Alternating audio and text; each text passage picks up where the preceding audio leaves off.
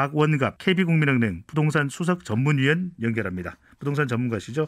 박 위원님. 네, 안녕하십니까? 3080 플러스 정책이다. 서울에 32만 호가량, 전국적으로 83만 호의 대규모 주택을 공급하겠다. 이른바 공급 물량 공세, 공급 쇼크라고 부르는데 구체적으로 어떤 내용을 담고 있는지요? 그렇죠. 일단 규모 면에서 먼저 한번 볼까요? 지금 83만 가구라고 얘기를 하셨는데 네. 이게 전국적으로 보면 되고요. 서울이 한 32만 가구 정도, 네. 그리고 인천 경기가 29만 가구 정도 돼요. 그래서 서울 수도권에서는 한 61만 가구 정도, 그다음에 지방광역시에서 한 19만 가구. 그런데 네. 보통 분당 신도시가 10만 가구가 조금 안 되거든요. 그러니까 전국적으로 보면은 분당 신도시를 8개 정도 짓는다. 네. 서울에서 보면은 한 3개 정도 이렇게 보시면 되고, 강남 3개국 아파트가 한 30만 가구 조금 더 됩니다. 네. 그래서 굉장히 많은 물량, 그래서 물량 쇼크, 뭐 공급 드라이버 이런 얘기를 하는데요. 다만 네. 좀 참고하셔야 될 거는 지금 도심 지역에 주로 이제 개발을 하잖아요. 그렇죠. 뭐 역세권이나 중공업지나 저층 주거 지역들을 이제 고층으로 개발하는 건데 네. 이미 살고 있는 주민들이 있습니다. 그래서 허벌판에 짓는 신도시와는 좀 차원이 다르다. 그러니까 이걸 이제 순정이라고 그래요. 순수하게 늘어나는 가구 수. 네. 이렇게 보면은 신도시보다는 좀 줄어들 수 있다. 이 부분은 좀 체크를 하셔도 좋을 것 같습니다. 위원님, 그런데 이렇게 정부에서 발표를 할 때 몇십만 호 또 100만 호 이런 이야기를 들으면 일반 개인은 국민분들은 잘 와닿지가 않거든요. 그러니까 분당이 한 10만 가구 정도 규모라면 서울에 30만 호 이상을 공급하면 이제 다 해결이 되는 건가요, 문제가요?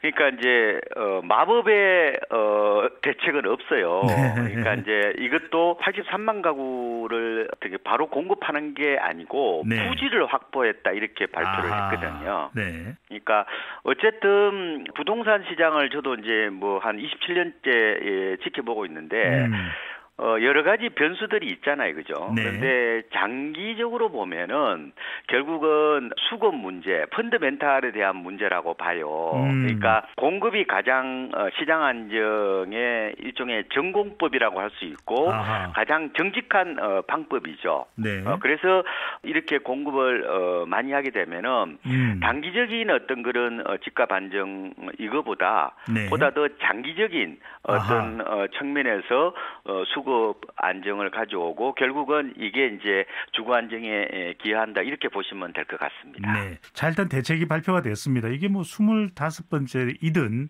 아니면 몇 번째이든 그건 중요하지 않을 텐데, 자, 대책 발표 이후에 어떻습니까? 집값 안정화가 된다고 봐야 됩니까? 아니면 단기적으로는 계속 올라가던 집값이 뭐 서울을 중심으로 해서 수도권 집값 계속 올라간다고 봐야 될까요? 단기적으로는 아직은 뭐 진정되고 있지는 않아요. 네. 근데 어쨌든 정부가 시장에다가 이제 신호를 보낸 거잖아요. 공급을 무차별적으로 하겠다라는 신호를 이제 보낸 거기 때문에 네. 이걸 시장에서 그대로 받아들인다면은 바로 안정으로 이어질 수 있잖아요, 그죠?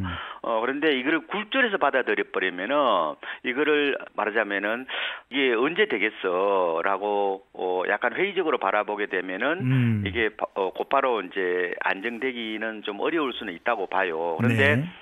지금 또 하나 보셔야 되는 것은 이번 대책에서 개발 구역이라고 그러죠. 아까 말씀드린 뭐 역세권이라든지 네. 뭐 공공도 재건축 재개발 같은 경우에 준공업 지역도 있고요. 네. 그렇죠. 그 2월 4일날 이후에 사면은 아파트 우선 배정권이 없어요. 그러니까 아파트를 받을 수가 없단 말이에요. 아하. 그러면 그 지역들에서 개발한다 그래서 우르르 몰려가지고 이렇게 뭐 집을 안 살 거잖아요, 그죠? 네.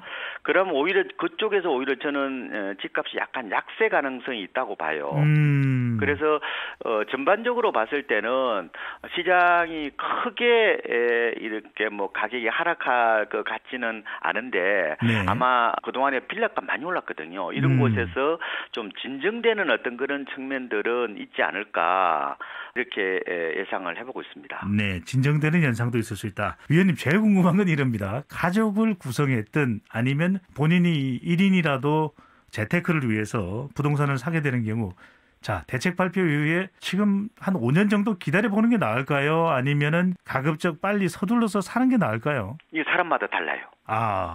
일단은 요번 대책에서 가장 큰 혜택은 과거에 청약 저축 가입자라고 있습니다. 네. 2009년도 이후에는 이제 만능통장이라고 그래서 어서 가입하면은 종합통장을 이렇게 가입하게 되지만 지금 당첨되는 분들은 옛날에 가입한 분들이거든요. 네. 근데 청약 저축이라 하면은 대체적으로 신도시에 가서 청약할 때 쓰는 거예요. LH나 SH에서 분양하는 건데 도심 재개발 재건축도 이제는 SH나 LH에서 뛰어들게 되면서 네. 청약 저축 가입자들의 분양 물량이 크게 늘어났어요.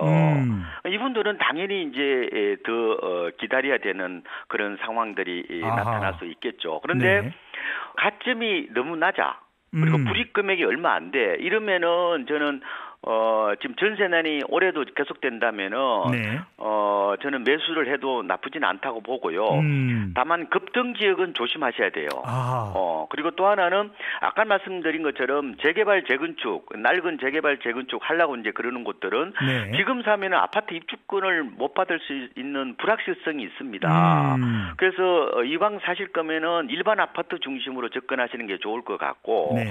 하나만 꼭 좀 팁을 드리고 싶으면은 지금 집값이 너무 올랐잖아요. 네. 그래서 이게 언제 이게 떨어질지 알 수가 없는 상황에서는 싸게 사는 어떤 그런 전략이 필요한데 이 급매물 중심으로 접근하시라는 말씀을 드리고 싶어요. 조정 대상 지역이라고 그러는데 서울도 네. 이제 다 조정 대상 지역이잖아요. 이 지역에서 양도세율이 6월 1일 이후부터는 종전보다 한 10% 포인트 더 늘어납니다.